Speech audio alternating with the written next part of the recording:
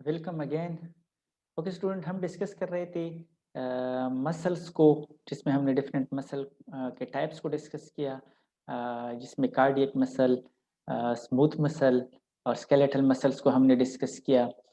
और फर्दर जो है अब हम आगे डिस्कस करेंगे मैकेनिज्म ऑफ कंट्रैक्शन। इस सेकंड पार्ट में हम उसकी कंट्रैक्शन को डिस्कस करेंगे कि जो स्केलेटल मसल्स हैं वो किस तरह कंट्रैक्ट होते हैं। Okay, let's start.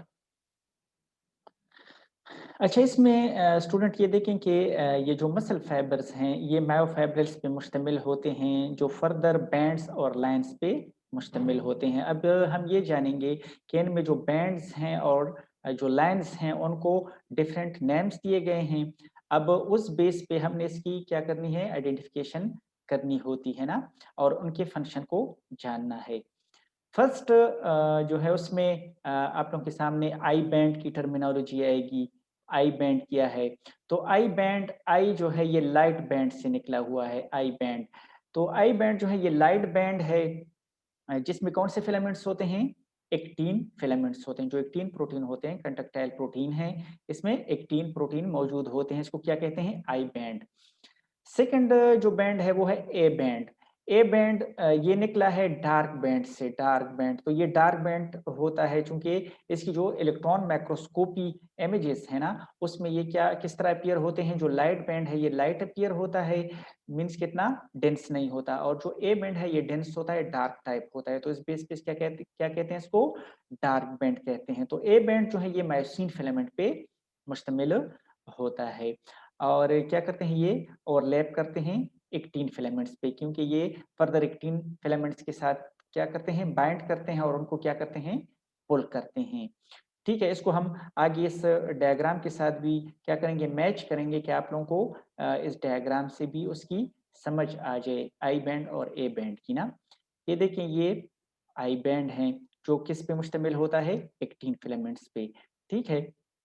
और इसके अलावा जो ए बैंड है ये क्या है? ये जो है मायोसिन फिलामेंट्स पे मुश्तमिल होता है, जो क्या करते हैं, कंट्रैक्शन करते हैं और रिलैक्सेशन करते हैं। यानी मायोसिन फिलामेंट क्या करते हैं, एक्टिन के साथ बाइंड होकर उनको क्या करता है, कंट्रैक्ट करता है। ओके, नेक्स्ट जो है फिर जी लाइन है। अब जी लाइन क्या है?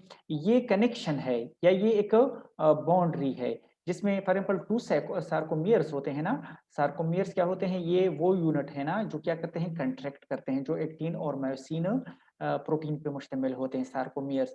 तो ये एक सार्कोमियर और दूसरा सार्कोमियर, इनके बाउंड्रीज पे क्या होते हैं, ये जी लाइन होते हैं। तो ये कनेक्शन होता है बिटवीन एक्टिन फिलामेंट्स के बीच में, ये होता है। ठीक है, तो उसको क्या कहते हैं, जी लाइन कहते हैं। और इसके अलावा जो है एम लाइन है। और एम लाइन जो है ये क्या है, बैंड ऑफ कनेक्शन है मायोसिन फिलामेंट में। यानी जो मायोसिन फिलामेंट में बैंड ऑफ कनेक्शन है वो क्या है, एम लाइन।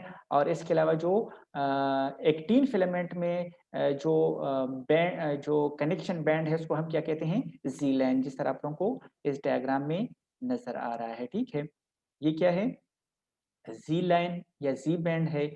और जो मायोसिन फिलामेंट्स में है उसको हम क्या कहते हैं, एम बैंड कहते हैं। जिस तरह आप लोगों को ये नजर आ रहा है, ये एम बैंड है और ये जी बैंड है। ये क्या होते हैं, ये एक्टिन में मौजूद होता है। और ये एम बैंड जो है ये किस में मौजूद होता है, ये मायोसिन में मौजूद होता है। ओके, नेक्स्ट जो है वो फिर हमारे पास जो है वो एज जोन है।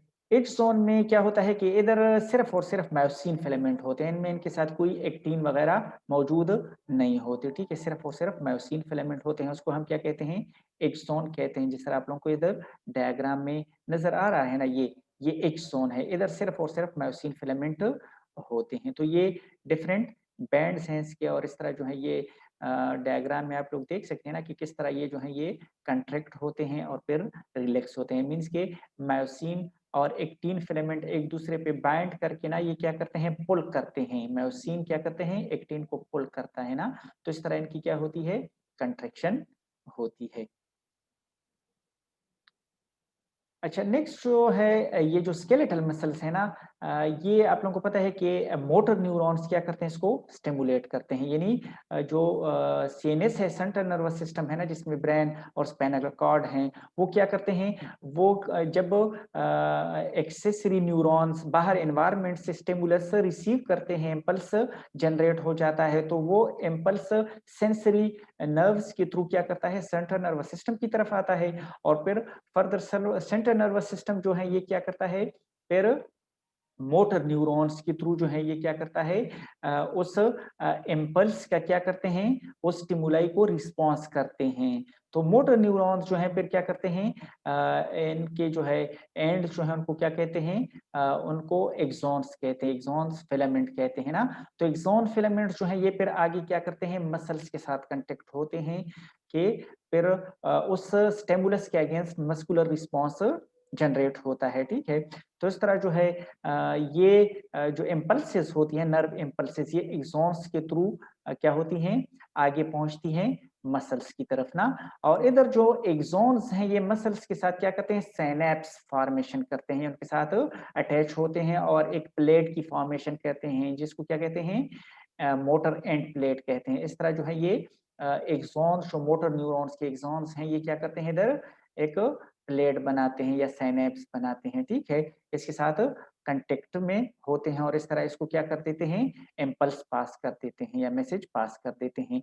इस तरह जो है मसल जो सेल्स हैं, मस्कुलर टिश्यूज हैं, वो क्या होते हैं, एक्साइट होते हैं या एक्टिवेट होते हैं। ओके, फिर फर्दर जो है हमने पीछे डिस्कस किया था कि सार्कोलीमा जो है ये क्या होता है, एक सेल मेम्ब्रेन है, जो क्या करता है, जो मसल फाइबर्स हैं उनको क्या करते हैं, कवर करते हैं, सार्कोलीमा। तो सार्कोलीमा जो है इनकी फिर फर्दर क्या होती हैं, इन्विजिनेशंस होती हैं। ये इन्विजिनेट हुआ होता है। इधर मैं आप लोगों को डायग्राम में शो करता हूँ ना, ताकि आप लोगों को समझ आ जाए। फॉर एग्जाम्पल ये है सार्कोलीमा, ये सेल मेम्ब्रेन है, और ये जो है इनसाइड इनके क्या हैं, जो मायोफाइब्रिल्स हैं, एक्टिन और मायोसिन प्रोटीन्स मौजूद होते हैं, ठीक है। तो सार्कोलीमा जो है ये फिर फर्दर इन्वेजिनेट हो जाता है, ये इनकी क्या है, इन्वेजिनेशन है, अंदर की तरफ ग्रूव्स फॉर्मेशन करता है, इन्वेजिनेट होता है ये मेम्ब्रेन ना। और ये मेम्ब्रेन फिर क्या करता है, जब नर्व इम्पल्स आता है, तो ये नर्व इम्पल्स फिर इनसाइड द सेल जो है ये क्या करते हैं, ट्रांसफर करते हैं। जिस तरह इधर डायग्राम में आप लोग देख रहे हैं ना, ये फॉर एग्जांपल ये इन्विजिनेशन है ना, ये टी, इनको टी ट्यूब्यूल्स कहते हैं। ये फर्दर जो इन्विजिनेशन है ना, टी ट्यूब्यूल्स, ये क्या करते हैं, ये फिर फर्दर क्या करते हैं, रिस्पॉन्स पास करते हैं, किसको, इनसाइड द सेल। तो इधर जो है मायोफिब्रिल्स फिर फर्दर क्या होते हैं, एक्टिवेट होते हैं। तो इस तरह जो है ये टी ट्यूब्यूल्स क्या करते हैं, इनसाइड द मसल सेल्स जो है ये रिस्पॉन्स को क्या करते हैं, फॉरवर्ड करते हैं। और इधर जो है, जो मायोफिब्रिल है, उसमें क्या होते हैं, ए बैंड्स और आई बैंड्स होते हैं ना, मैक्रोफिब्रिल्स के। तो ये जो टी ट्यूब्यूल्स हैं ये इन मायोफिब्रिल्स के ए और आई बैंड्स के साथ क्या होते हैं, क्लोज प्रोक्सिमिटी में होते हैं या कांटेक्ट में होते हैं। तो इस तरह जो है ये फिर क्या करते हैं कि टी ट्यूब्यूल्स जो हैं जब ये एक्टिवेट होते हैं ना, तो इधर जो है कैल्शियम चैनल्स या कैल्शियम गेट्स होते हैं, वो क्या होते हैं, ओपन हो जाते हैं। अब कैल्शियम गेट्स जो हैं बाहर सार्कोलीमा पे भी होते हैं, और ये जो है इनसाइड सार्कोप्लाज्मिक रेटिकुलम पे भी होते हैं। सार्कोप्लाज्मिक रेटिकुलम जो है ये क्या करता है, कैल्शियम आयंस को स्टोर रखता है ना। अब जब इम्पल्स आता है, मसल कंट्रैक्ट होते हैं, तो क्या होता है कि कैल्शियम गेट्स ओपन हो जाते हैं। कैल्शियम जो है बाहर साइटोप्लाज्म में आ जाता है या सार्कोप्लाज्म में आ जाता है, और इधर जो है ये क्या करता है कि ये फिर अटैच हो जाता है, जो प्रोटीन्स हैं जिसमें ट्रोपोमायोसिन है या ट्रोपोनिन है, ट्रोपोनिन के साथ ये बाइंड कर जाते हैं, ठीक है। तो इस तरह जो है ये फिर क्या करते हैं, उनकी कंट्रैक्शन में हेल्प करते हैं। जब तक ये स्टोर होते हैं, तो जब ये सार्कोप्लाज्मिक रेटिकुलम में स्टोर होते हैं कैल्शियम, तो तब तक कंट्रैक्शन नहीं होती। ये जब बाहर रिलीज हो जाते हैं, तो फिर ये क्या करते हैं, कंट्रैक्शन में इन्वॉल्व होते हैं, कंट्रैक्शन को कैरी आउट करते हैं, ठीक है।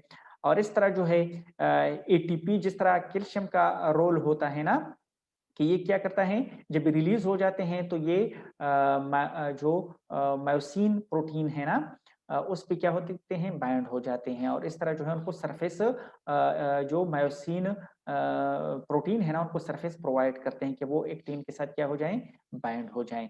सिमिलरली जो है एटीपी भी जो है हेल्पफुल होता है, क्योंकि ये फिर क्या होता है, मायोसिन के हेड के साथ क्या करते हैं, बाइंड करते हैं और क्या करते हैं, उनको एनर्जी प्रोवाइड करते हैं। फिर वो फर्दर क्या करता है, बाइंड कर जाता है एक्टिन फिलामेंट के साथ और उनकी क्या करते हैं, पुलिंग करते हैं। तो पुलिंग के दौरान उनको क्या करता है, एनर्जी प्रोवाइड करते हैं।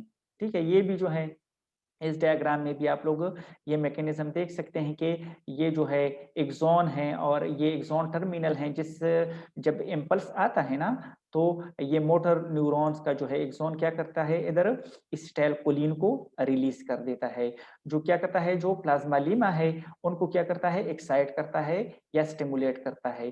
फर्दर ये जो मेम्ब्रेन है ना, सार्कोलीमा, इन ये इन्वेजिनेट करता है अंदर की तरफ, तो इधर जो है ये ट्यूब्यूल्स की जो है वो शक्ल, ये देखो ये टी की जो है वो सैंबल की तरह का शक्ल या शेप के फॉर्म कर देते हैं। तो ये अंदर की तरफ इन्वेजिनेट होता है और वो क्या करता है, अंदर जो मायोफिब्रिल्स हैं, एक्टिन मायोसिन प्रोटीन को क्या करते हैं, एक्टिवेट करते हैं। ठीक है? तो ये जब कैल्शियम रिलीज हो जाते हैं, इधर आप लोग देखें कि ये क्या करते हैं, बाइंड करते हैं on the surface of myosin या ट्रोपोनिन, ये जो ट्रिपोनिन प्रोटीन है ना, ट्रिपोनिन प्रोटीन के सरफेस पे बाइंड करते हैं और ट्रिपोनिन प्रोटीन के सरफेस पर जब ये बाइंड करते हैं ना, तो क्या करते हैं कि इधर फिर एक दूसरा प्रोटीन जो है फाइबर्स की शक्ल में मौजूद होता है, जिसको क्या कहते हैं, ट्रोपोमाइसिन। ट्रोपोमाइसिन को ये क्या कर देता है, ये हटा देता है ना, इसमें कुछ कन्फर्मेटरी चेंजेस आ जाती हैं, जिसकी वजह से ये क्या करता है, ट्रोपोमाइसिन को क्या कर देता है, स्लाइड कर देता है, उसको हटा देता है और इस तरह जो है सरफेस प्रोवाइड करता है for myosin protein to attach on actin protein के साथ, ये अटैच होने में उसकी हेल्प करते हैं। ठीक है? ओके। तो इधर जो है ये जिस तरह हमने ये फिनोमिनन डिस्कस किया ना कि जो कैल्शियम आयंस हैं ये ट्रोपोनिन प्रोटीन पे बाइंड करके उसमें कन्फर्मेटरी चेंजेस लेके आते हैं और उस कन्फर्मेटरी चेंजेस से क्या होता है कि ट्रोपोमायोसिन जो उसके इर्द गिर्द जो है लिपटा होता है ना, रेप हुआ होता है, तो वो क्या करता है, उसको हटा देता है। जब ट्रोपोमायोसिन रिमूव हो जाता है तो ये क्या करता है, मायोसिन जो है ये फिर क्या करते हैं, कंट्रैक्शन में हेल्प करते हैं। ठीक है? और इस तरह जो है जब जो कैल्शियम आयंस हैं, जब ये दोबारा से फॉर एग्जांपल पंप हो जाते हैं इनसाइड द सार्कोप्लाज्मिक रेटिकुलम, तो क्या हो जाता है, कंट्रैक्शन जो है वो क्या हो जाती है, रिलैक्सेशन में चेंज होते हैं। मसल कंट्रैक्ट हुए होते हैं, वो फिर क्या हो जाते हैं, रिलैक्स हो जाते हैं। ओके, ये जो है फर्दर हमने जिस तरह एटीपी का भी जिक्र किया, जिस तरह कैल्शियम इंपॉर्टेंट होता है टू मस्कुलर कंट्रैक्शन, सिमिलर जो है एटीपी का भी रोल होता है, बिकॉज एटीपी से क्या होता है कि जो ये मायोसिन फिलामेंट है ना, ये क्या करते हैं, एनर्जी इनको मिलती है और जब एनर्जी मिलती है तो क्या करते हैं, मायोसिन फिलामेंट फिर क्या करते हैं, फर्दर एक्टिन के साथ एक्टिन प्रोटीन पे बाइंड करते हैं ना। तो फर्दर जो है ये इधर आप लोग देख रहे हैं ना कि एटीपी की जो है जब हाइड्रोलिसिस हो जाती है ना, तो ये कन्वर्ट हो जाता है एडीपी और पीआई में ना। तो इस तरह जो है जो मायोसिन प्रोटीन है ना, उसके हेड के साथ ये अटैच होते हैं, तो उनको एनर्जी मिल जाती है।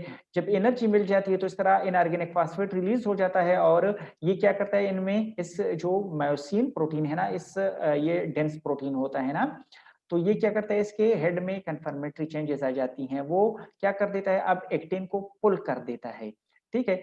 एक्टिन के पुलिंग जब होती है ना, तो अब नेक्स्ट पुलिंग के लिए क्या होता है कि ये एडीपी तो रिलीज हो जाता है। अब नेक्स्ट पुलिंग के लिए जरूरी है कि इधर से जो मायोसिन का हेड है ये क्या हो जाए, डिटैच हो जाए। तो उसके लिए फिर क्या होता है, नेक्स्ट एटीपी आ जाता है।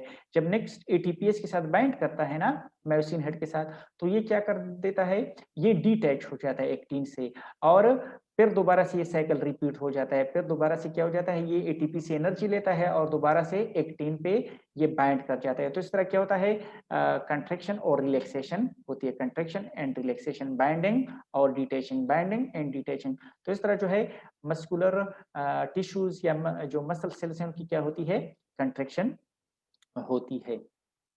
Okay, thank you student, I hope कि आप लोगों ने अंडरस्टैंड कर दिया होगा। फिर भी अगर कोई क्वेश्चन है या कोई क्वेरी है तो आप लोग कमेंट में मेरे साथ शेयर कर सकते हैं। Okay, thank you, take care.